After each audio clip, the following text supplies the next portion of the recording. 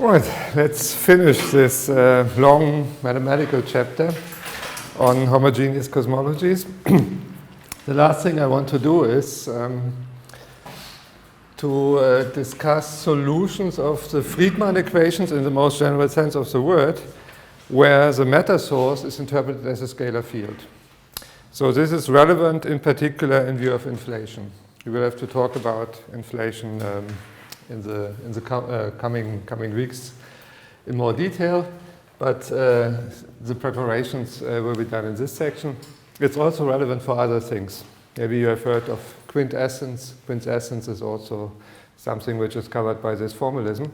So let me write solutions. The heading of this chapter was Friedmann solutions, and I use a name in the most general sense of the word. Yeah? Everything which you get if you plug the Robertson-Walker spacetime into the left-hand side of the field equation. Yeah? Whatever the interpretation of the right-hand side is, I allow myself to call this a Friedmann solution, although this is historically actually not correct. Solutions with scalar fields as source.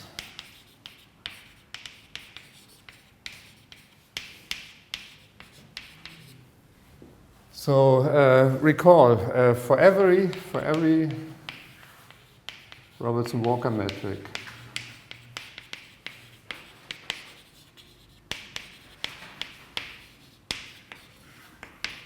Einstein's field equation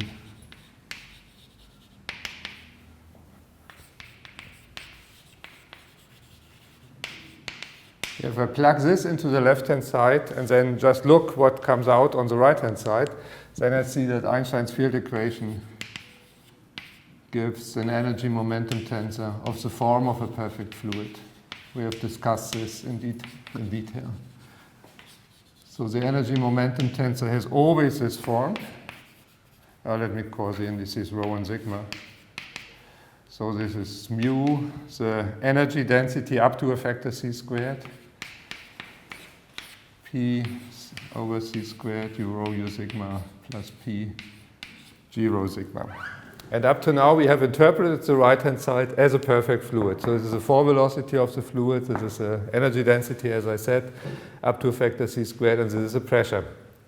But we observed, and that's an important observation, that in general we don't have an equation of state. Yeah? So the way in which on a Robertson-Walker spacetime the mu varies and the way in which the p varies with time, they are in general not related. Yeah, they are not related by a time-independent equation of state.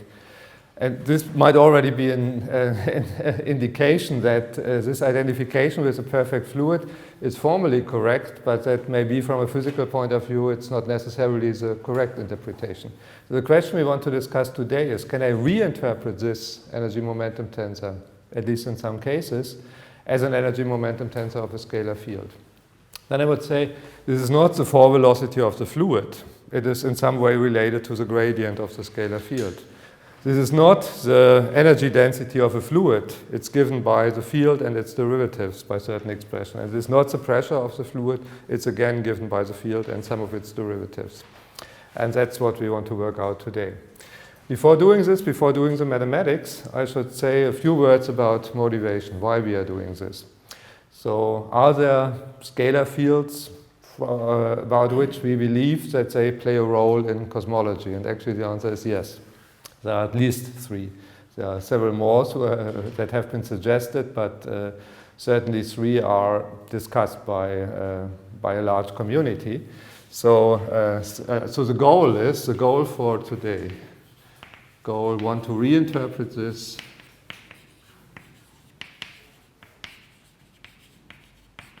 T mu nu or T rho sigma, as I've written here, as the energy momentum tensor of a scalar field.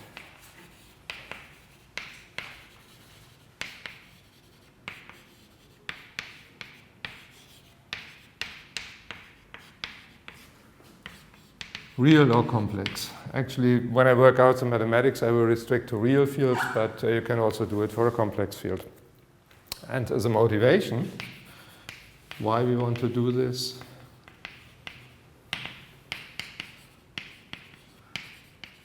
There are several scalar fields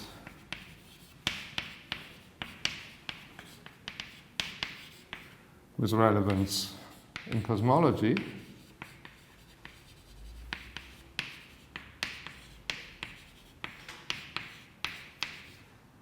Let me mention 3 of them. Well, the first, everybody has heard about this. This is the Higgs field. Yeah, I guess everybody has heard about the Higgs field. What's the idea of the Higgs field? Why was it introduced? It was introduced because when people developed gauge theory, when they developed the idea that all kind of interaction is, any kind of interaction is characterized by a certain symmetry. That's the basic idea of gauge theory. Then it came out, if you do this in a straightforward way, if you translate this in a straightforward way into mathematics, then all the fields, or if you do it with quantized version, all the particles come out massless. Yeah? In a straightforward way, just applying gauge theory gives all the fields, both the gauge bosons and the fields which act as sources, all of them came out massless. And the Higgs mechanism was invented in order to give all these fields the mass. So the mass, what we observe as a mass of particles, according to this theory, is actually an interaction term with the Higgs field. Yeah, by interaction with the Higgs field. Or with the Higgs particle, if you think in a quantized, about this in a quantized way, all the particles become, all the masses are actually interaction terms with the Higgs field. So, and you know, of course, that I think 2 years ago, the Higgs field, or maybe a Higgs field, was detected at CERN. So it gave the Nobel Prize for Peter Higgs, who invented the first version of this formalism, and François Englert. Was also a question of why not giving it also to other people involved, but anyway, so these were one of them who was strongly involved, unfortunately had died a few years before the Nobel Prize was given, and then he couldn't be included. This was Broad. But also Tom Kibble, for instance, did important work, and many people think he might also have deserved the Nobel Prize. Anyway, so the Nobel Prize was given after a very good candidate for this Higgs particle was detected at CERN. But up to now, it's open if this is really the only Higgs particle. There are speculations that maybe there are several Higgses, and other one may be discovered in the future. But at least a Higgs, I think, has been detected. I think this is now widely accepted in the community. So what's the idea? So the idea was this field gives masses to all particles. Let me write simply in this way. And well, the question is the Higgs field important for cosmology? And there are indications that at least for the early cosmology, for the early states of the universe, the Higgs field does play a role. And so this is one motivation why we should consider scalar fields as sources for Einstein's field equation in cosmology. And another one, that's the most important one for our purpose, and when I come back to scalar fields, I will mainly refer to this case. This is a so-called inflaton field. The inflaton field was invented in order to produce, at a very early stage of the universe, and when I say very early, I really mean very early, yeah? At a very early stage of the universe, a rapid exponential expansion of the scale factor. That's what one calls inflation. Yeah, inflation means blowing up. Yeah? You know this from finance, yeah, where if the numbers on the bills become very big and you cannot buy much for them, then you also call this inflation. So here, the thing that is inflated is a scale factor. Yeah, and one way in which you can govern inflation is by introducing a certain scalar field, and this scalar field is called the inflaton. So this drives inflation. And inflation means a very rapid exponential or almost exponential, a very rapid exponential or almost exponential growth of the scale factor.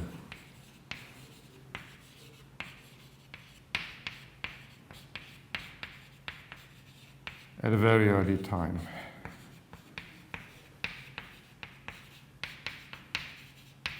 And when we talk about the relation with observations, we will come back to that, and then I will make specific what I mean by very early. But just to give you an idea, one usually thinks that inflation was over something like 10 to the minus 32 seconds after the Big Bang. Yeah? So it was really a very, very early period. And well, if you want to have exponential growth, well, you should know what you should do. We know what kind of agent produces an exponential growth of the scale factor. That's a cosmological constant, right? Remember the zeta with a flat slicing. The zeta is a space-time with a positive cosmological constant, no other sources. And with a flat slicing, yeah, here's a hyperboloid. If you use a flat slicing, which covers 1/2 of the full hyperboloid, then the scale factor grows exponentially. So fine. So what you would have to introduce if you want to have such a rapid growth of the scale factor, you should just introduce a cosmological constant which is sufficiently big. The problem is that the cosmological constant is a constant. So if you have once switched it on, it will never be switched off because it is a constant. So if it produces a very rapid growth already at a very early phase, it will go up even further. Yeah? It's always increasing. Yeah? Remember the lambda term in the Friedmann equation goes with a squared. So it grows and grows and grows forever. So if you have a very strong exponential growth already at an early phase of the universe, then we must have an even bigger, enormously bigger exponential growth right now. And that's not what we observe. At the time when inflation was invented, this was around 1980, people thought that at present the universe would be decelerated. Now we know it is still accelerated now, but not with an enormously big cosmological constant. The cosmological constant in conventional units is tiny. Yeah? So at an early stage of the universe, this wouldn't have done anything. So what we need is something which acts like a cosmological constant at a very early stage, but then it switches off. It switches itself off. And that's not what a cosmological constant does. So what do? We write the term on the right-hand side, interpret it as some kind of source term, and the scalar field will do this. And we choose the dynamic of this field, the time dependence, in a way that it acts like a cosmological constant for some time and then switches it off when we don't need it any longer. Yeah, so the switching off, this usually goes under the word of graceful exit of inflation. Yeah, so then it should go into the normal behavior after a certain while. And the scalar field is something which is doing this. Yeah, a while ago, Torben asked me, can we make the cosmological constant time dependent? And the answer was we cannot make it time dependent. If we make it time dependent, it's no longer a cosmological constant. And then it has no right to be on the left-hand side of the field equation. But what we can do is we can write it on the right-hand side. We can reinterpret it, and we can introduce a term on the right-hand side which acts over a certain period of time like a cosmological constant. But then, because it is dynamic, because it's time dependent, we are allowed to switch it off after a while. And that's what the inflaton is doing. So as I said, this theory came up around 1980. It was, sometimes ideas are just ripe. So the idea came up independently through several people. It's associated usually with the name of Alan Guth, who invented the name inflation. It was also found in Russia, introduced in Russia by Starobinsky almost simultaneously. And also some other people had similar ideas at the same time. And the question is, why does somebody suggest that there was such a rapid exponential growth at an early stage of the universe? And the reason was that there were a few things which couldn't be explained without such an assumption. And the most, there are three problems problems in quotation mark. We can discuss if you really consider this to be a problem, but at least these people who invented the theory consider them as problem, and this exponential growth solves them. So they go under the name of horizon problem. I will explain this in a second. Then the monopole problem.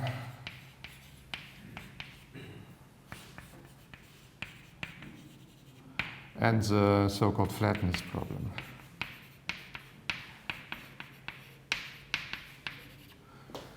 Okay, I will come back to this when we talk about relation to observation, but let me briefly indicate what we mean by these three words. When we consider a Robertson-Walker universe with spatial co-moving coordinate chi, and we plot the time, say conformal time or also the usual time, let's say conformal times, and the light rays are just straight lines. And then we can ask about particle horizons. And what we find out is that there are particle horizons in the models which were favorized at this time and also in the models which are favorized now. So if we think, for instance, at the simplest example, at the Einstein-de Sitter universe, the Einstein-de Sitter universe has particle horizons. So if we have an event here and an event here, so at this event, this is the region which, these are the particles which can actually be observed. And for an event here, these are the particles which are actually observed here. And now is the question, if we have the idea that our universe was produced in a more or less, so the initial state was a more or less random state, and then we have to ask ourselves, how then can this state of homogeneity and isotropy, which we actually observe, how this could come about? And the natural idea would be that it comes about by interaction of the various parts of the universe. Yeah? They are thermally interacting, so a kind of equilibrium will be approached, and then this homogeneous and isotropic state comes about. But because we have particle horizons, this only works if the particle horizons are big enough so that different parts of the universe can interact with each other. So these parts and these parts cannot have interacted up to this event here. So that we have homogeneity on a scale where these two events play a role could not be explained as an effect of approaching an equilibrium. And now, from which time onward do we have good evidence that the universe is homogeneous and isotropic? Well, the most striking evidence for homogeneity and isotropy is the cosmic background radiation. We observe the cosmic background radiation here with us arriving with an incredible high degree of isotropy. And if we not believe that we are in a very particular point in the universe, then we would expect that at other places in the universe we would also see this high degree of isotropy. And then we must have homogeneity and isotropy. So when does a cosmic background radiation came into existence? Well, it came into existence at the point when the universe became transparent. Yeah? And we have very good estimates at which time this happened. And when you calculate now with the Einstein-de Sitter universe or some similar models which were favorized at this time, you see that at this time the particle horizons were still tiny. So different parts on the surface where the cosmic background radiation comes into existence could not have been in interaction with each other. So there was no explanation why at this stage the universe was already homogeneous and isotropic. Unless you believe, yeah, God just produced it homogeneously and isotropically in the very beginning. Of course, then you don't have a problem. Yeah? But if you believe the initial condition should be something more or less random, and then this homogeneity and isotropy was a result of approaching an equilibrium, then you cannot understand this. And inflation helps, gives an explanation for this because it blows up this distance enormously. Yeah? And then, of course, the particle horizons become very big, so then these various parts can have been in interaction with each other. So in this way, the idea of inflation solves the horizon problem. What's the monopole problem? Well, there are theories, gauge theories, that at an early stage of the universe, a lot of magnetic monopoles should have been produced. Have you any seen a magnetic monopole? Neither have I, so where are they? If they have been produced in an enormous number, why don't we see them? And again, inflation is a solution to this problem. The answer is they are there, but they have been diluted in a way by this rapid growth of the scale factor that now the chances to encounter one of them is very low. Yeah? So that's the way in which this problem is solved. And the flatness problem, this is the fact that that we have fairly good evidence that our universe is flat, spatially flat, or almost flat. So this means in terms of the capital K, yeah, so which takes continuous values, the curvature parameter. Maybe it's not exactly 0, but it's very close to 0. And again, if you believe that the initial condition was something random, which the universe came into existence without any plan, without any particular design, then one would expect that it should have some curvature, not exactly 0. And in the course of time, the universe expands.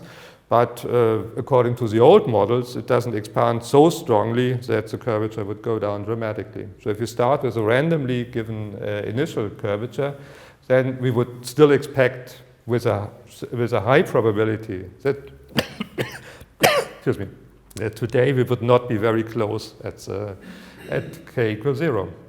As what we observe is k equals 0. And the answer is, well, there are two possible answers. First answer is, again, God designed it in a way that he just started with k equals 0, and then, of course, it stayed this way. The other alternative is we started randomly with any value, then came this enormous inflationary period, and this, yeah, maybe we are in the universe with positive k, but the curvature is so small, yeah, the radius of the universe, of this 3-sphere, if you have a positive k, is so big, that to us it appears like k equals 0, that we don't see a difference. Yeah?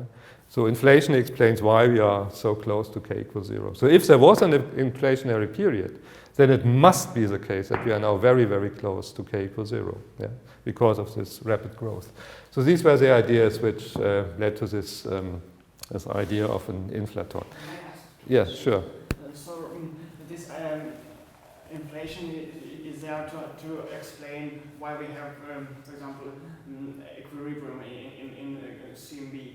But I mean, that doesn't mean that it was a period when it thermalized and then blow it apart, or is it just because of inflation it became like thermalized and equal? I mean, it might be that it first just thermalized and then blown up, and now we see it because it came to equilibrium long before. Yeah, but I'm not sure if I understand this question. What inflation does is that it increases this time interval, yeah, so that it allows different parts to have overlapping particle horizons. That's the idea. I'm not sure if this answers your question, but this is the thing which inflation does for us. Yeah. How this process took place in detail, that's a different question. And actually, inflation, the very idea of inflation doesn't answer this. But what inflation does is that it increases this time interval. Okay, I don't think about it. And the second question is, so after the inflation period, lambda, can we explain everything with a constant lambda? Okay, I come to this. This would be the third point. Yes, exactly.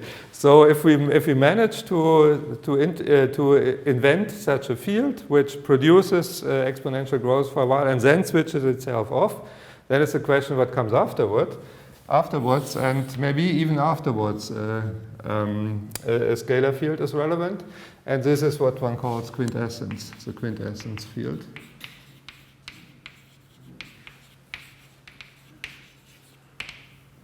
So this is one of the ways in which dark energy can be modeled. So dark energy is an agent. Actually, we don't know what it is. There are many suggestions. Nobody knows for sure. It's the agent which causes the universe to be accelerating the expanding now. It has nothing to do with the inflationary period. Yeah, I'm now talking about the time now. We observe now, the supernovae 1A observations told us that now the universe is accelerating.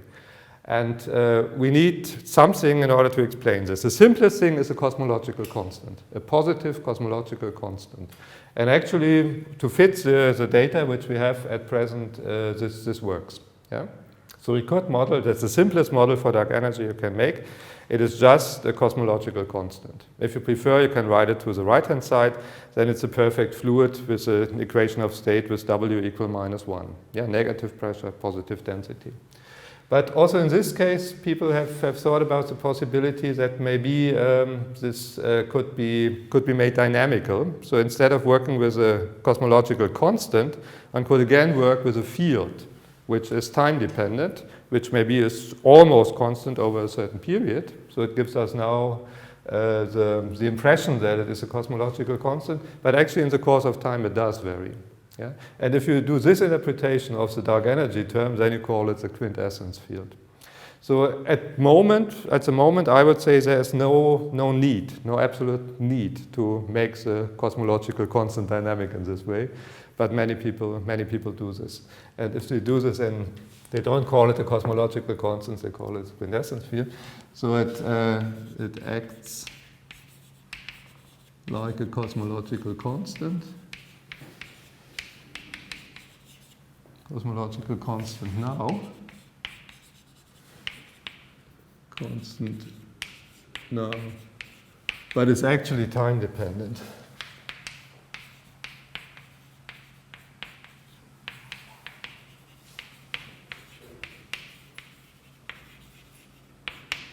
Yeah, so it's a dynamical cosmological constant. You might put it this way. I think the word was introduced by Paul Steinhardt. And it was certainly popularized by Larry Krauss, who has written a book. He's a very well-known physicist, cosmologist, who is very active in popularizing science. And he has written a book with this title, Quintessence, I think around 2000 or so. And that's a term which is now used if you use this interpretation for dark energy. So these are three examples for fields about which most people think that they do play a role in cosmology, and this should serve as a motivation why we now study the mathematics of these fields. Yeah. I have one question. When we consider the quintessence field as something like time-dependent cosmological constant, couldn't it be also coupled to the inflation field so that at the beginning it was very big and then it decreased? Yes. So the question was about the relation between the inflaton and the quintessence field. And maybe I read between the lines that maybe you suspect that they might even be the same. Yeah? That a field which at an early period acts in this way, that it produces inflation, then it switches itself off. For a while it doesn't play an important role. And then it produces this increase which now gives us the impression that it is a cosmological constant. Actually, people are doing theories of this kind.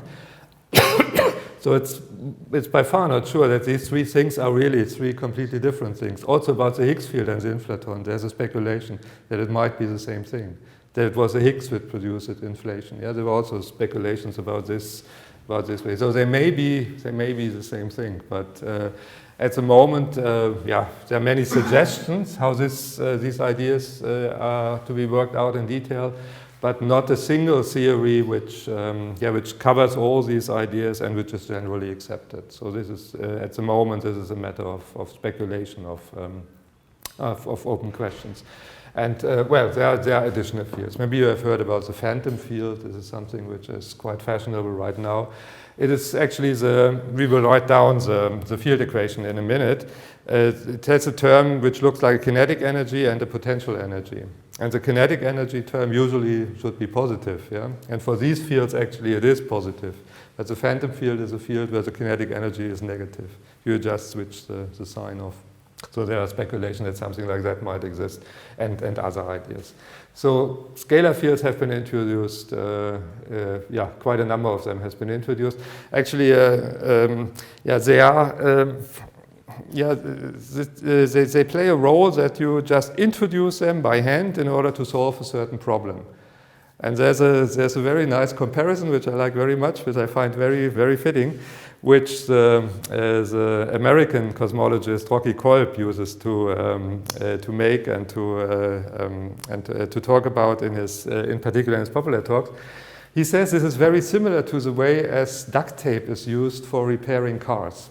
Yeah, he uses to say when he was a young man, he had a car. It was a cheap car because he didn't have much money. So there were always the problem that he had to fix something, and he always did it with duct tape. Yeah, so if something was loose, you were a little bit duct tape, or it worked for a while. And if something was oozing, I don't know, some oil or something, he used duct tape, it worked for a while. And he says in exactly the same way, scalar fields are used in cosmology. Yeah, you have a problem, you don't know how to really solve it in a fundamental, basic, solid way. You do it just in this makeshift way. You introduce a scalar field, let's assume there is a scalar field which has such and such properties, and then it works. Yeah? It's like duct tape within a car. For a while it works, it doesn't look nice. It is certainly not forever. Yeah? Nobody believes that this is the final solution to the problem. Sometimes you have to do something else, but for a certain time it works. And I think that's an excellent comparison. Yeah? It's exactly in this way in which, now where we can talk about the Higgs maybe. Because the Higgs has been actually observed now. Yeah? So maybe this is at a different level now than the other two things. But for these two things, I think this is exactly how it works. They were just introduced because nobody knew better, and now everybody is waiting if maybe at some time a more fundamental theory will surface. Okay, so this was the motivation why we now discuss scalar fields. So what is the field equation for scalar fields? Well, the simplest one, and I'm fairly sure everybody has seen this, is the Klein-Gordon equation. Yeah, that's the simplest field equation for a scalar field you can imagine. So this is this equation. No, with my signature it's minus. Yeah, you have to be very careful. This relative sign is signature dependent. Yeah? So I want to have a minus sign here. So this is a Klein-Gordon equation, where I think everybody knows this on Minkowski spacetime. Yeah?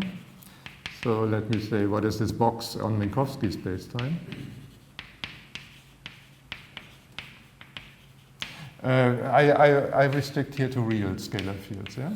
One could also consider complex scalar fields, but I will only work with real scalar fields here. Minkowski spacetime. Then, of course, this is the usual wave operator. Yeah? So if you write it in standard 3-vector notation, then it would be this here. Okay? And you can write this with, let me write it. So this is minus d by dx naught squared. Yeah, this is this term here. X naught is c times t on Minkowski spacetime. And then I have d by dx1 squared plus d by dx2 squared. Oops, yeah, this was correct. D by dx3 squared, and this can be written very nicely with this eta symbol. Yeah, that's the Minkowski metric, the metrical components of the Minkowski metric, eta mu nu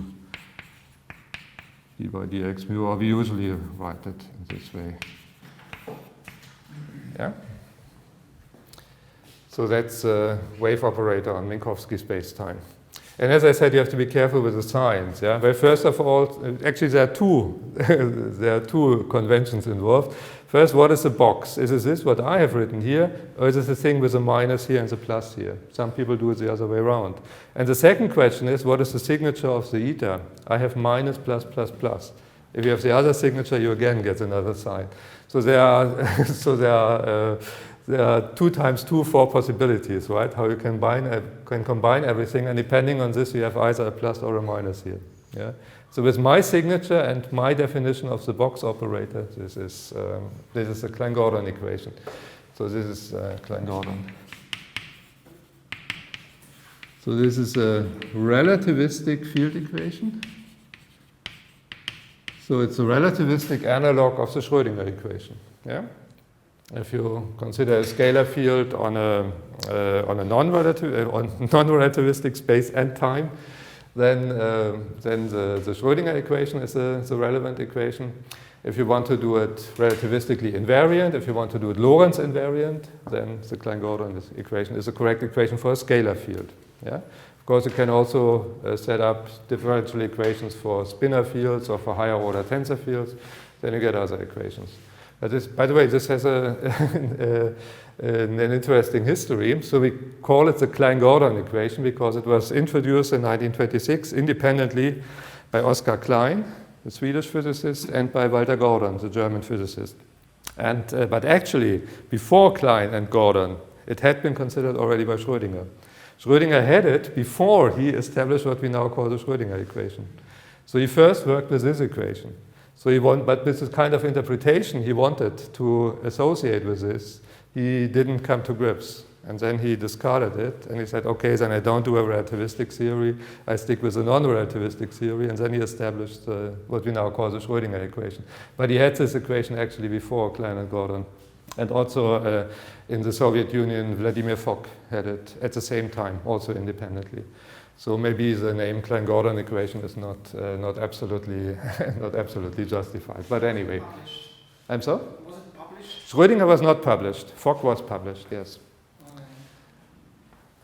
No, Schrödinger. It's just in his notebooks. He didn't publish it at this time. Okay, so I think everybody has seen this equation before, and everybody knows that this is well, it's a linear field equation. And it's Lorentz invariant, and actually this is by this property. And second order, if you don't want to have higher order, then it is fixed. That's the only thing you can do with these properties. And now we want to do this, of course, not on Minkowski spacetime. We want to do it on a Robertson-Walker spacetime, on a curved spacetime. And also we want to generalize this term here. We want to allow for a self-interaction, so we want to consider nonlinear field equations for scalar fields. So let's do these two generalizations. So first on the curved spacetime.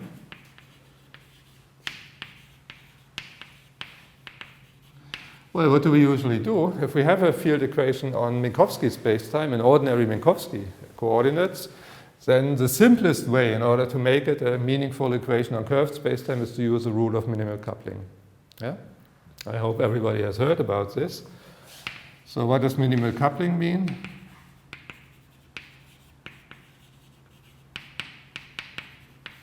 Minimal coupling means that we look at the the special relativistic equation. We look wherever we find symmetric coefficients with indices up or down. We replace this by symmetric coefficients. And whenever we see a partial derivative in this Minkowski coordinates, and the standard inertial Minkowski coordinates, we replace it by a covariant derivative. And then we get a covariant equation on curved spacetime.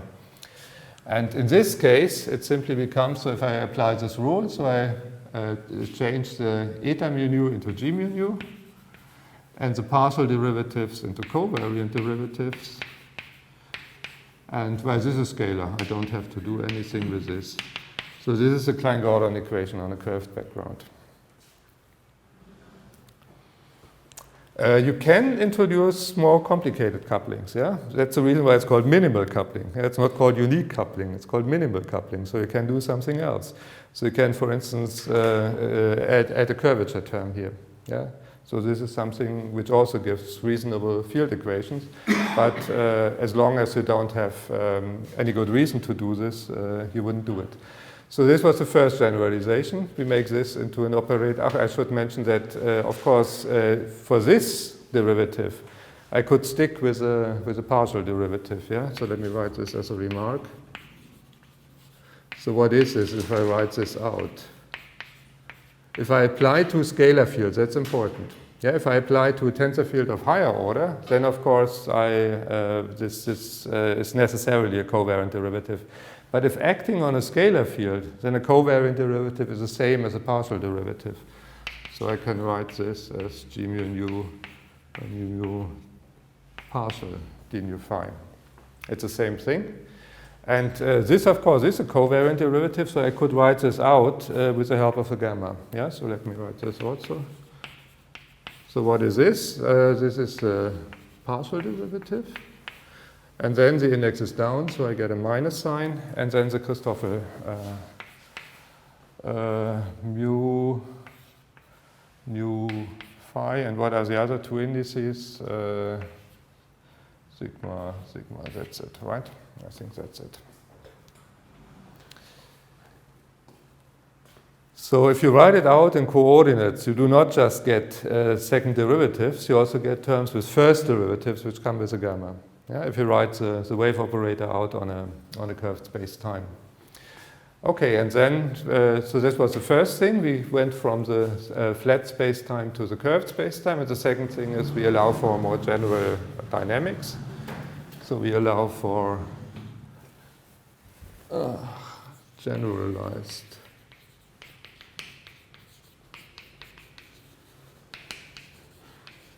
Klein-Gordon equation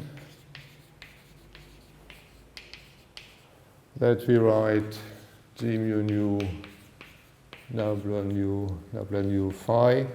Here we had this term with a mass. Instead, we write an arbitrary potential, the derivative of an arbitrary potential, where with a potential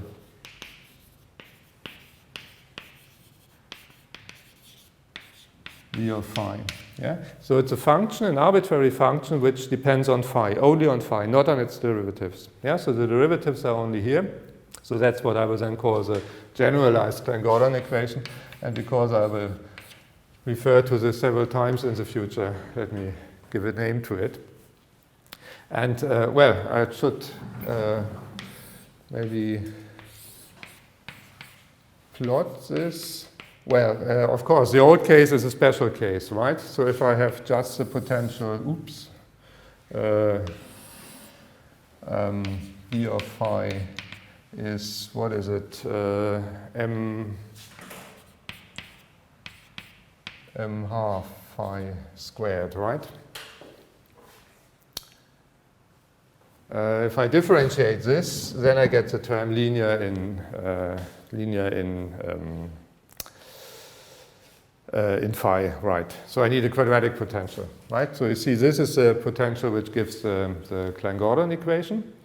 There's a square missing, right? This gives the Klein-Gordon equation.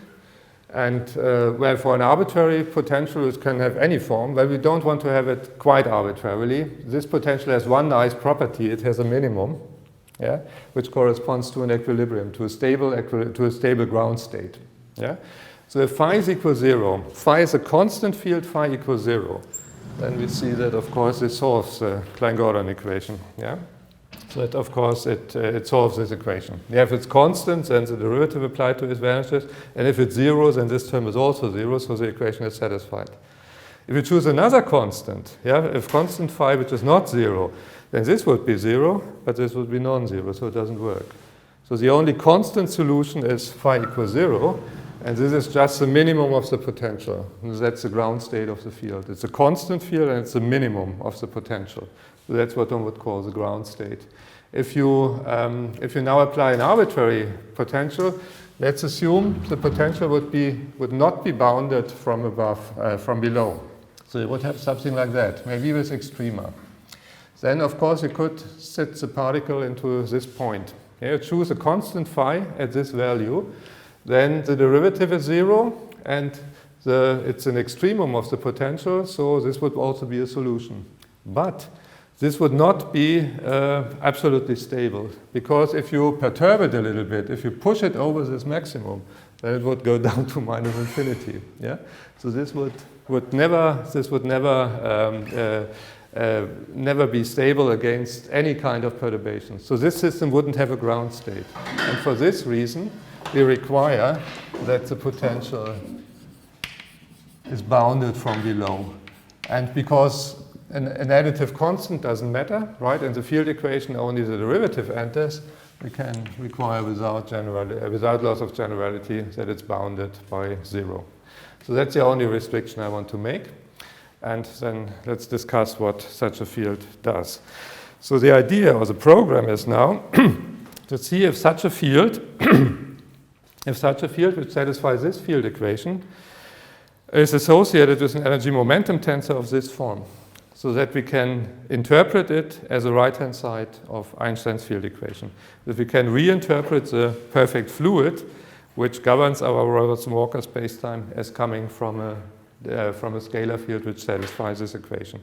And where the most important example is, which we should always keep in mind, is the inflaton field. Okay, so we need the energy momentum tensor, right? We need the energy momentum tensor. And I will do it in the following way. So the energy momentum tensor associated with this field equation. I write it down first, and then I say a few words about this. So to convince you that it is, in fact, the correct energy momentum tensor, I just write it down. Let me see that I get the signs right. Oops. Here it is.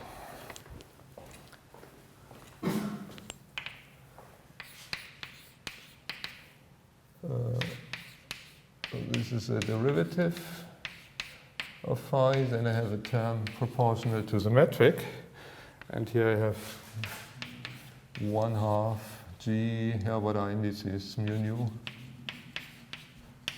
mu, no, sorry. First derivative squared is not the second derivative. It's not the same thing. That's it. So I claim that this is an energy momentum tensor for a scalar field. So of course I should justify this claim. I should not just claim it, but I should explain why this is the right thing. The first thing I will do is I will calculate the divergence, the covariant divergence of this. You know, if we plug this into the right-hand side of Einstein's field equation, then the divergence of this must be 0. Yeah, because the divergence of the left-hand side is 0. So if this is a right energy momentum tensor, then the divergence of this should give an equation which is compatible with the field equation. Yeah, if it is incompatible, then it doesn't work. Yeah, so I will calculate the divergence, and I will show that it actually gives, that actually equivalent with this differential equation, unless phi is a constant, which is a singular case. So this will be a consistency check at least. Yeah, so it will demonstrate to you that the claim or the assumption that this is the correct energy momentum tensor is in agreement with this field equation. It doesn't lead to a contradiction. And after that, I will derive this energy momentum tensor from a variational principle. Yeah, I hope everybody knows that Einstein's field equation can be derived from a variational principle. The action is then called the Einstein-Hilbert action. And if you plug in an appropriate meta-Lagrangian, then you reproduce this energy momentum tensor. And from this, you reproduce this generalized Klein-Gordon equation. So this gives you then a line of thought which says, if you postulate the meta-Lagrangian, which I give you in a minute, and work out Einstein's field equation, then in fact you get this differential equation. So then the differential equation would be derived, right? The meta-Lagrangian would be the basic thing, and the field equation would be the derived thing. Okay, but the first thing I want to show is that the divergence, the covariant divergence of this, then let me write it this way. Let me just calculate it. And then let me show that if I set this equal to 0, that then I get the Klein-Gordon equation. Okay, let's do this. So then I get here, I have to use the product rule, of course. So here I applied the derivative to this term, and then the other term where I leave the first term as it is, and apply the derivative to the second.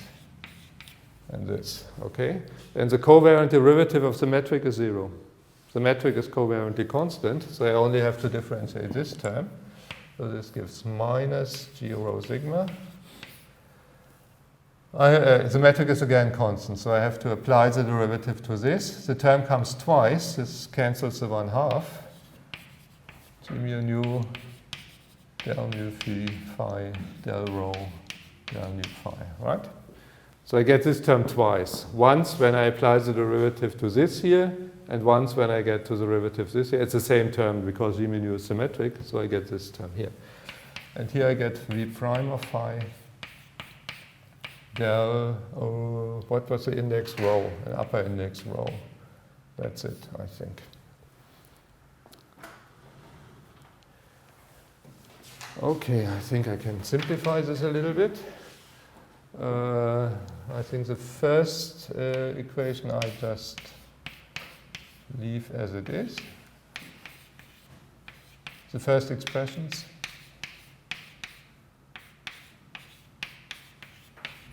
But here, what the G rho sigma does is it pulls the index rho down and makes it into a sigma. So I get minus G mu nu del mu phi, and this rho becomes a sigma downstairs. And then with this minus sign, I have minus v prime of phi del sigma phi, okay? And now I hope that two terms cancel. Here, you see, the mu comes up as a nu, and then it's precisely the same as it, applied to to a scalar, let me write it out. Apply to a scalar field, covariant derivatives commute. Yeah? Not apply to a tensor field of higher order. This gives curvature terms. But apply to a scalar field, they commute. You write it out with the gammas, and because of the symmetry of the gammas, you see this immediately. Okay, but let me write it explicitly. Phi, I can combine these two terms here, minus E prime of phi del sigma phi. And what about the other two? Here I don't do anything. Oh, yeah. Anyway, I can pull the indices. Maybe then it's nicer. Yeah? No, there's a phi missing. Yes, that's it. Yeah? If I have the indices in this position or in this, it's the same. If I pull one up and the other one down, then I get the same thing. And here I pull the mu up. So this is del mu phi. And here I can interchange the two things. I have this term written already. And now you see that the two terms are the same, right? I can call the index as I like. It's called nu here, it's called rho here, but that's summed over, so it's the same thing. And apart from this, it's the same expression. So I have del sigma phi del rho phi minus E prime phi. So this is exactly the left-hand side of the Klein-Gordon equation, of the generalized Klein-Gordon equation, right? This here. So I see if I require that the energy momentum tensor is divergence-free, so that I get a 0, then this is equivalent with the Klein-Gordon equation if I exclude the case of constant fields. Yeah? So for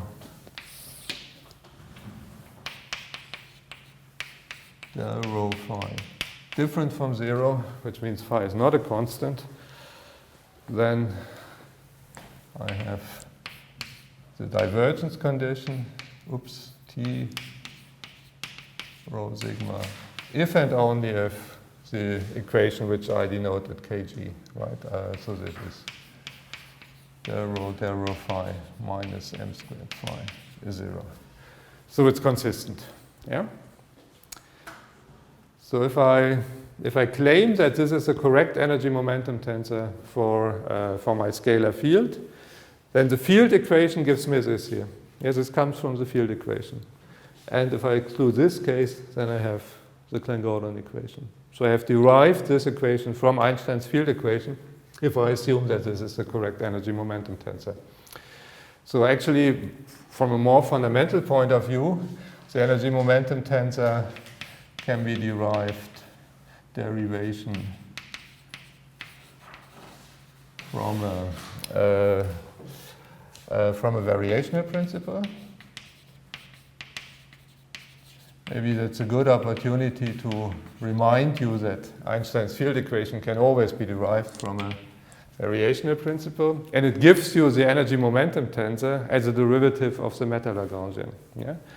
So what is the action, which is called the Einstein-Hilbert action?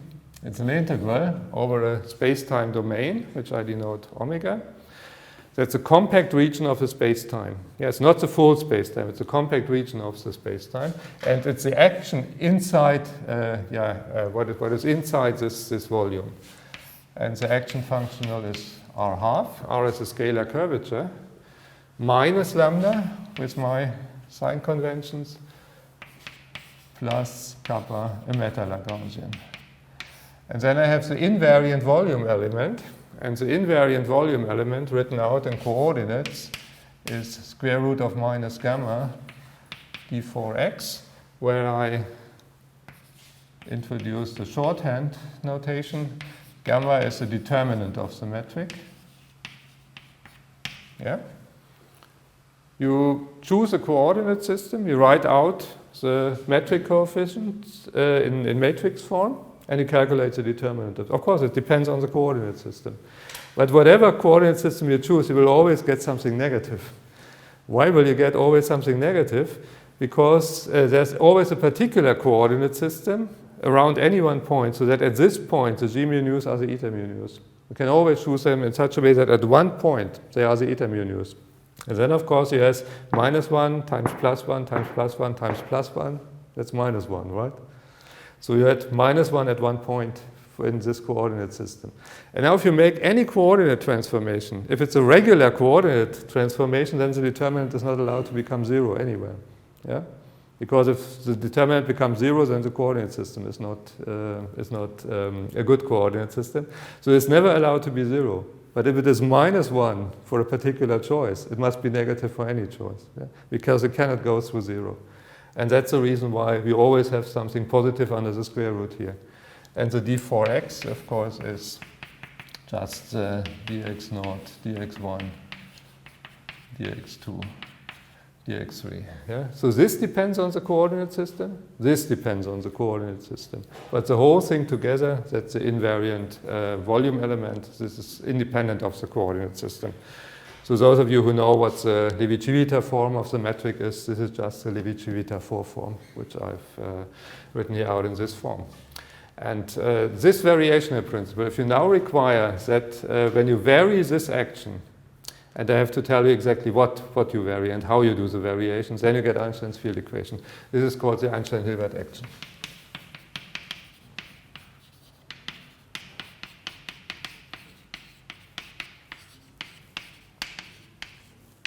So it's an action functional. It was introduced by David Hilbert. There's no doubt about that. That's the original founder of, or finder of this variational principle was Hilbert. It was not Einstein. Einstein wrote the equation which we now name after him. He wrote it as a differential equation. But the idea that this can be derived from a variational principle, this was done by Hilbert.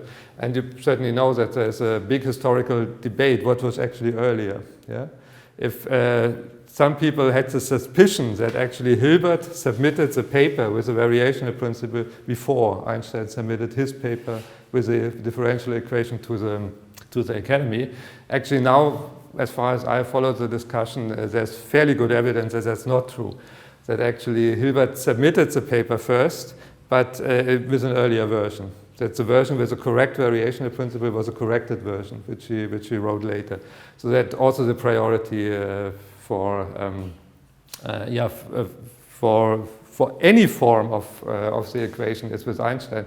Even if this would not be true, I would have absolutely no doubt that the equation, the differential equation, should be called Einstein equation, and not, in no other way, because the basic ideas were definitely Einstein's. There's no doubt about that. And actually, Einstein has been in Göttingen before the papers were published, and he has given a talk there with Hilbert in the audience. And so the ideas definitely came from Einstein. There's no doubt about that. Yeah. So, but the action principle, if you talk about the variational principle, then it's certainly true that Hilbert had this first, that he introduced this, and for this reason it's perfectly correct to call this the Einstein-Hilbert action. Einstein because it gives the Einstein equation, yeah, and Hilbert because Hilbert gives the action. Okay, so how do we have to do the variations? First, I should say what is the meta-Lagrangian.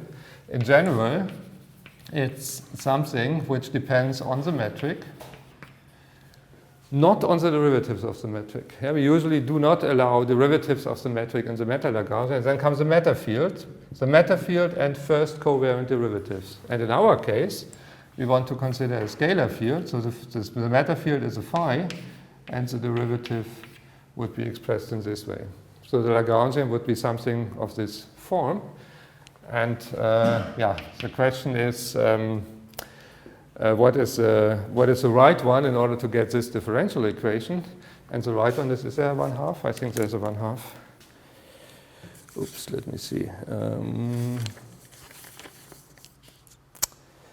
Where is it?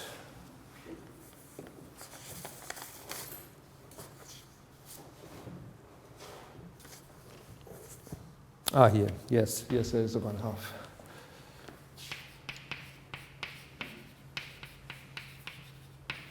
Gradient squared plus a potential.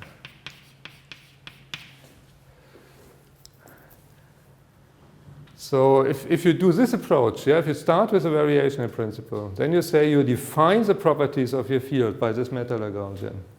Then you go through the whole machinery, you derive the differential equation, I tell you in a minute how you do this. And then you find Einstein's field equation with a matter tensor on the right-hand side, which is precisely this here. And then if you do the conservation law, which follows from Einstein's field equation, you get the Klein-Gordon equation. Yeah? So you can, from this variational principle, you can then derive everything.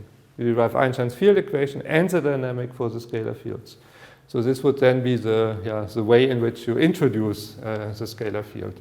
Okay, let's see, how is the variation done? If you want to get Einstein's field equation, you vary the metric, only the metric. You keep the matter fields fixed, you keep the phi fixed, and then also, of course, apart from the g which is hidden in this partial derivative, this is scalar field. So I could, in this case, it makes no difference if I write this here. Yeah? So there's no metric involved in this. There's no metric involved in this. So the metric is only occurs explicitly in form of the metric. So we vary the metric, and I said this is a compact domain, and we vary the metric in such a way that the metric stays constant on the boundary of this domain. Yeah? So we vary with constant boundary conditions, and then we calculate around a little bit, and we get a differential equation, which is Einstein's field equation. So calculate, well, that's the standard notation of variational calculus, right? We write delta of W. What does this mean? It means that we consider one parameter family of metrics, which depends on a metric parameter, epsilon, or whatever we call it, or the family parameter epsilon, and then we differentiate with respect to epsilon. That's what we call the variational derivative, and it's usually denoted delta, right? Calculate delta with, or for variations of the metric with delta g mu nu on the boundary of omega is 0. Yeah, so the metric is fixed on the boundary. So that we use Gauss law when we shift derivatives on other factors, and then use the Gauss law that we get 0 from the boundary terms. Well, what do we need in order to do this? We need, of course, a variation of the curvature scalar. We need the variation of the determinant, and then we have to, then the relevant thing is a derivative of the matter Lagrangian. So I think most of you have seen the calculation, how you get the delta of the R and the delta of the gamma. So this is a rather long calculation. I will not do it on the board. I just tell you what comes out. Of course, what is the Ricci scalar? The Ricci scalar is R mu nu, G mu nu. By the way, it doesn't matter if I consider the covariant or the contravariant components, yeah, because they are related in a simple way, because the product of the two things gives the Kronecker, right? So I can always shift the variation from the things with the upper indices to the one with the lower indices. And for the calculation I want to do, it's more convenient to do it with the upper indices, because then I get here the upper indices, right? Of course, by the product rule, this is R mu nu delta G mu nu. And then I get another term, which is G mu nu delta R mu nu. And this is troublesome, calculating this. I will not do this on the board. Yeah? When I give a GR course, sometimes I do it as a problem in one of the worksheets to calculate this. You have to write this out, yeah, with the metric and its derivatives. Yeah, so the curvature term involves the gamma involves the metric and the derivatives of the metric. And then you have to express everything in terms of variations. This delta derivative, you have to express everything in terms of delta of g and derivatives of this. And the derivatives, you have to shift to the other deltas of the derivative. You have to shift to the other side with Gauss law. Yeah. So then you get, and what you end up with, what I just tell you, what I don't do on the board, because it really takes some time, is that you have the first term, and all the rest is a boundary term, which goes away if you integrate over the whole thing. But this is a longer calculation, which I guess many of you have seen this. And well, if you have half an hour to do the calculation or so, then I think you can manage to do this. And the derivative of the gamma, that's actually easier, but I will also not do this in detail. I just tell you what comes out. Oops, what is it? Here. It's minus gamma g mu nu, delta g mu nu. How do you calculate this? Well, what is the determinant? How do you calculate the determinant? You expand it with respect to one row or one column, right? So you get products of metric coefficients and the so-called cofactors. Yeah, the cofactors is what is left over if you strike out one row and one column. And the cofactors have something to do with the inverse metric, because the inverse metric is composed out of the cofactors and the determinant. And if you use these two things, yeah, if you write this as the metric coefficients times the cofactors, use the product rule, and then express the cofactors in terms of the inverse metric, then you get this formula. So it's a calculation of a couple of lines, but I don't want to do this here on the board. And now let's see what we get for delta W. This I will do on the board so that you can see it explicitly. So we have an integral over omega. So I pull the integration under the, oh, let me write it in this way. So let me write a derivative of r half minus lambda times minus gamma. Oops. Yeah, I need another bracket. And then apply to the other term, the derivative, plus r half minus lambda delta root minus gamma. And then I have the term with the meta-Lagrangian. I put everything under the derivative. So this is a meta-Lagrangian times root minus gamma and d4x. Okay, that's it. So I've split the first term. Yeah, this here multiplied with a determinant. Apply the delta to this, give these two terms, and then the other term is just copied. And well, I have just told you what the delta R is. This is, of course, 0. Yeah, delta of lambda. If I vary the metric, of course, the lambda stays unaffected. So I have just delta R with a factor 1/2. So this is 1/2 R mu nu delta G mu nu times this determinant. Then I have this here. I think I just copy this.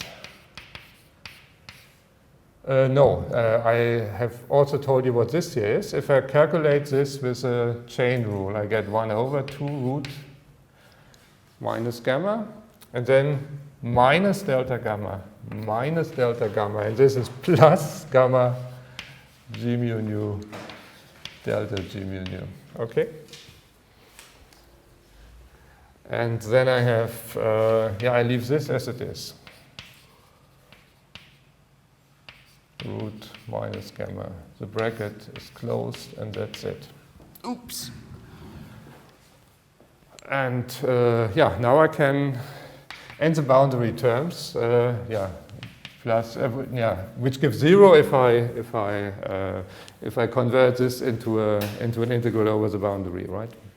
So yeah, the integral over this term here gives 0. And then I have integral omega.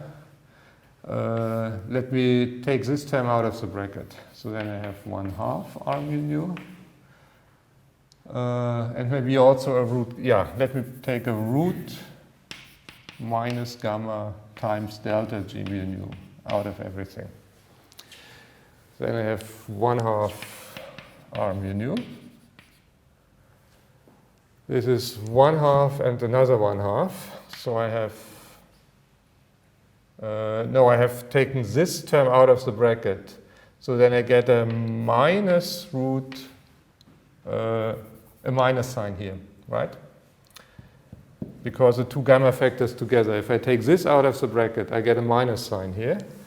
Then I have minus R over 4 minus lambda half times g mu nu. I think that's it. Looks good, right? Becomes already quite similar to the field equation. And then I have here to evaluate this with the chain rule. I have to calculate this as a derivative with respect to g mu nu, and then delta g mu nu, and I have the square root here, so I have to divide by it. I think that's it.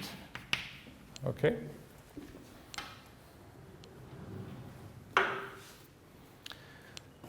And now I want to have this equal to 0 for arbitrary variations of the metric. Arbitrary except for the fact that on the boundary they are constant. Yeah? But apart from this, on the interior of omega, this may be anything. Yeah? I can vary the metric as I like. So the only way in which this can always be 0 is that this here is 0. Yeah? So we get the equation that this here is 0. 1/2 r mu nu minus, or I think I can take a factor 1/2 out of everything. Then I have minus r half g mu nu plus lambda g mu nu. And I have taken a factor 1/2 out, so this is plus 2 over root minus gamma d L matter and the derivative, and this is 0. Yeah? And you see, this is Einstein's field equation if I identify this term with the energy momentum tensor. So we have r mu nu minus r half g mu nu plus lambda g mu nu is, and it takes this to the other side, and I get a minus sign, minus 2 derivative of the matter Lagrangian times root gamma g mu nu. And so this here, I forgot the kappa. I think I forgot the kappa every time, all the time, right? There was a kappa in front of the matter Lagrangian. There it is. There it is. But I think then I never again wrote it. So I should have a kappa here. Sorry. Should have a kappa here, a kappa here, a kappa here, and a kappa here. So I have a kappa here, and what is inside the bracket, that's the energy momentum tensor. So then I get Einstein's field equation. And now let's see what the energy momentum tensor is for our matter field. So T mu nu for our matter field is minus 2 root minus gamma d by d mu nu. And now let's insert what we have for our matter Lagrangian. Where is it? I said this is the correct matter Lagrangian to get what we want to get. So this is 1/2. This here I can write with a metric with indices upstairs in this way. Okay, that's the same thing. Now you see the metric coefficients explicitly, and plus v of phi. And oh, wait a minute, I had this term here. So under the derivative, I still have the square root. That's important, of the determinant. That's it. So what is this? Minus 2 root minus gamma. Let's calculate this. So first I take the derivative of this. So the arguments of the matter Lagrangian are the metric, the phi, and the derivatives. You can write partial derivatives if you like for this, yeah? The covariant derivatives on a scalar field are the same as the partial derivatives. So this thing is independent of the metric. So the metric is only here. So if I differentiate with respect to the metric, I get 1/2 the rho phi, the sigma. Do I really want to have a 1/2? Let me see. I will see in a minute. And what about this here? There's no metric in this. So if I differentiate the square bracket, I just get this here. And then I have the term where I leave the square bracket untouched and differentiate this here. Then I have plus 1/2 G rho sigma del rho phi del sigma phi plus potential here phi. And what was the derivative of this here? It was 1/2 times minus gamma, and then gamma,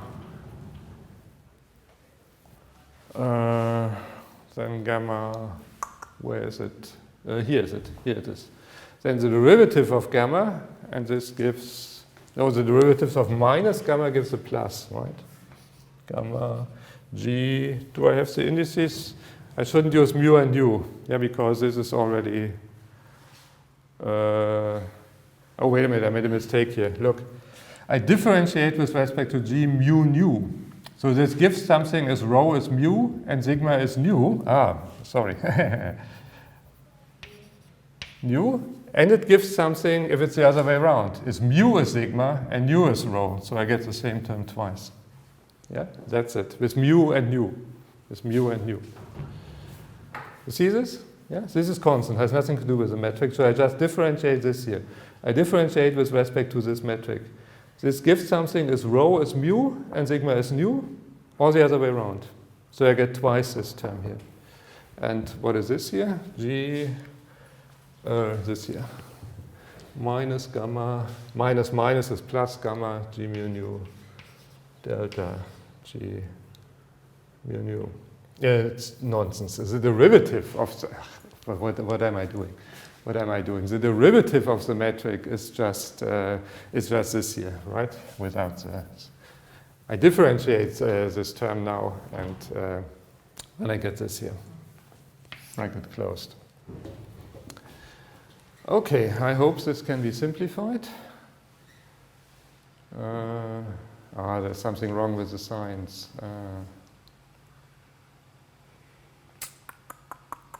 Okay, the nice thing is that this, there's many things are wrong. Oh my goodness.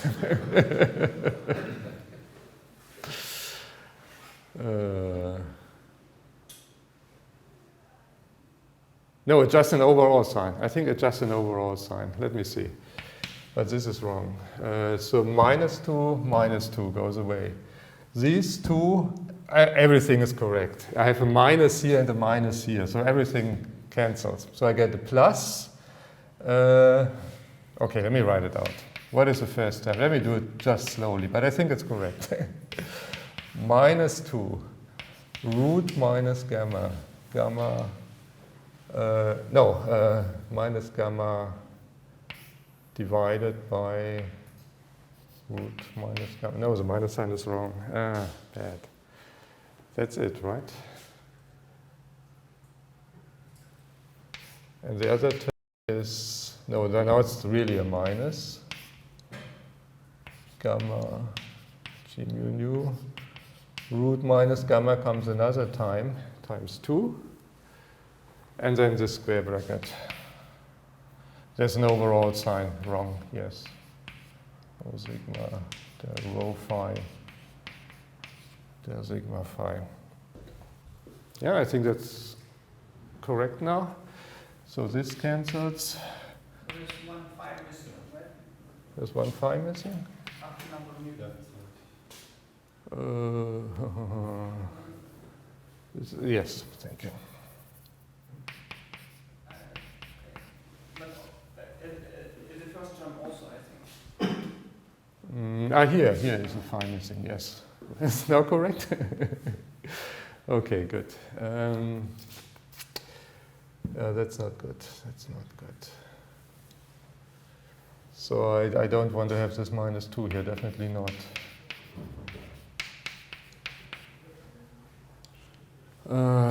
And I have here an overall minus sign, right? So this goes away. No, this gives a plus. Wait a minute. Yeah, this minus sign, when I square this, this is minus gamma. So together with this minus gamma, it gives the plus. So the second term is correct, but the first one is wrong. G rho sigma del rho phi del sigma phi. So where's the energy momentum tensor? I've already told you what it is. Oops, it's up there. Oops. Yeah, if you look there, the second row in the middle, then you see up to the factor -2, we got it. But, we also got a wrong sign here. This comes with a plus, right? So it's an overall sign, which is wrong, and a factor 2.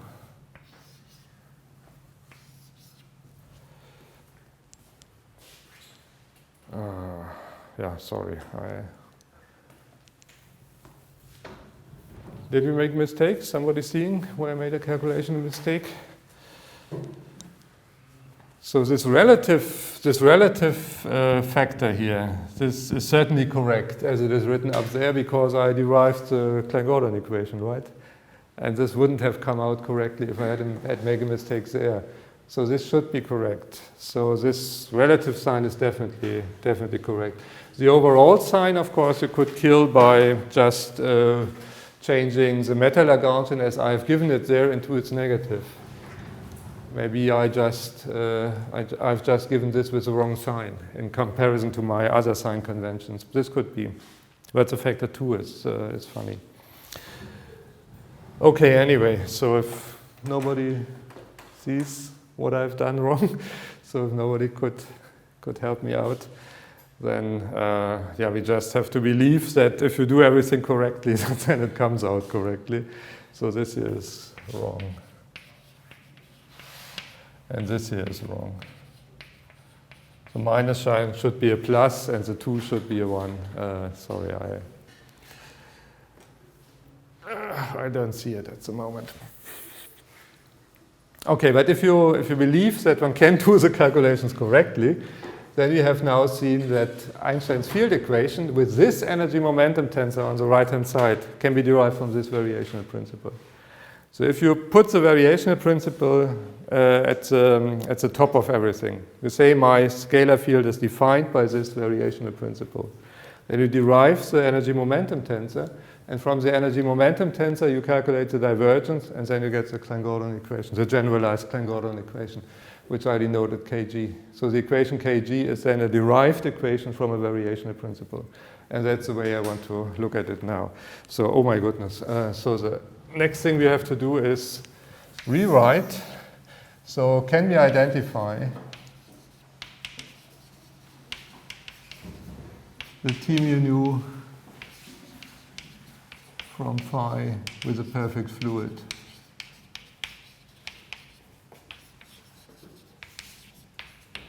Yeah, so let's look at the two energy momentum tensors. So let me write them one underneath the other. So for a perfect fluid, we had mu plus p over c squared, u rho, u sigma plus p g rho sigma. And for the scalar field, we have just calculated it. It's written up there. We have del rho phi, del sigma phi, minus g rho sigma, the square bracket, 1/2 del mu phi, del mu phi. Here, I can write it in this way, v of phi. So what do you think?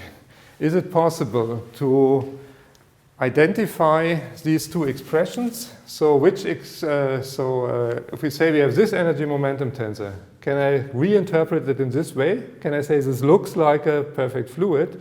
So what do I have to identify with a u rho, with a mu, and with a p? That's the question.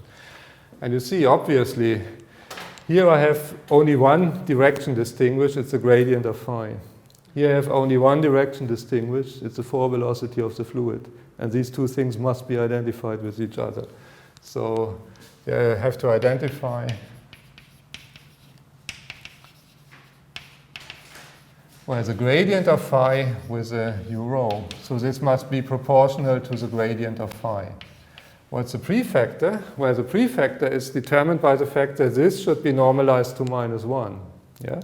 So if I normalize, this is normalized to minus c squared, right?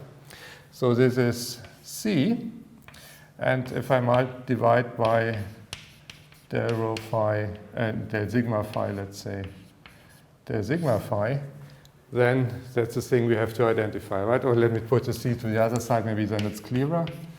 So that's a unit vector, a unit covector, yeah? That's a unit covector. And I have to identify the two things in order to identify these terms here. And you see, it doesn't always work. It only works if the gradient of phi is time-like. Yeah? Of course, if the gradient of phi is not time-like, then I cannot identify with the fall velocity of a fluid, obviously. Yeah? So works if and only if del rho phi is time-like. But then it does work. So then we can also read the mu. So we have, what is the mu? Mu and p. So what have they, how can I express them in terms of the scalar field? Well, the mu is found by transvecting this with the fall velocity. Yeah, so that's the energy density in the rest system. That's calculated from this expression. Then I get mu plus p, or f. You should know it by heart actually, but let me do it slowly. U rho, U sigma, okay. Plus p, G rho sigma, U rho, U sigma. And well, this here is minus c squared, this here is minus c squared, and this here is minus c squared. And you see the terms with a p should cancel? Yes, they do. Yeah? This gives plus p times c squared, and this gives minus p times c squared. So I end up with mu c to the 4. Actually, it's the energy density times c squared, sorry. And well, with this identification, I have T rho sigma. I have to identify the u rho with this here. So if I put the c here, then I have c del rho phi root minus del sigma phi del sigma. No, I shouldn't use sigma. Tau. And the same thing again. C squared del sigma phi and this here squared. That's the same thing. Oops. And this is from this expression here. C squared del rho phi, and the same thing again, divided by minus d tau phi, okay? And the second term, this here, minus c squared divided by minus del tau phi, and this gives another time del rho phi, okay? And the square bracket, which is what it is. Mu phi plus v of phi. So these two things must be equal, right? These two things must be equal. So what do I get here? I get c squared with a minus sign. So here I have it squared, here without a square. So I have the term once. Oops, del rho phi. And here I have plus c squared times the square bracket. Del mu phi plus v of phi, okay? So you see, oh, there's again a factor 1/2. I forgot the factor 1/2, fortunately. I desperately need this 1/2. So just a second. So now I get it, yes, now I get the correct thing, I think. C squared, this comes with a minus 1/2. Yes, I think that's true. Minus, there's again an overall sign wrong. Del rho phi plus v, right? No, I think this should be, this is plus mu c to the 4, right? I want to have this with a plus sign here. Let me see. Is the sign here correct? Oh yeah, this is. I get this thing with a minus sign squared. So what I want to do now, I want to identify these two expressions, right? And then you see the mu times c squared is this here. So in this reinterpretation, my density is expressed in this way by the gradient and by the phi itself. But this minus sign is wrong. I want to have it with a plus sign, I'm sure. One can get this much faster. Did it? I think one could get this much faster. I mean, we know what the first is called identify u rho. Yes. And you can then also identify the p and the above equation, and then you have this. Ah, I see. Yes, you want to identify this with this and this with this. Yeah, it should give the same result, actually. So, I'm already 3 minutes over time. So I think I have to stop here. I have to correct these sign mistakes. I'm sorry, but this is it's a nuisance, as always, with these things. So definitely I have, somewhere there's a bug. Yeah, and the bug is certainly a sign, which I have to correct. So I'm fairly sure that the energy momentum tensor is correct. But here somewhere is a bug. So I have to clarify this. So next time I will tell you what the mu is and what the p is. And then I will work out some particular ideas about how to solve these equations and then produce in this way inflation. Yes, so how you can get a scalar field which does what the inflaton is supposed to do. Okay, I try to correct this on Friday. See you then.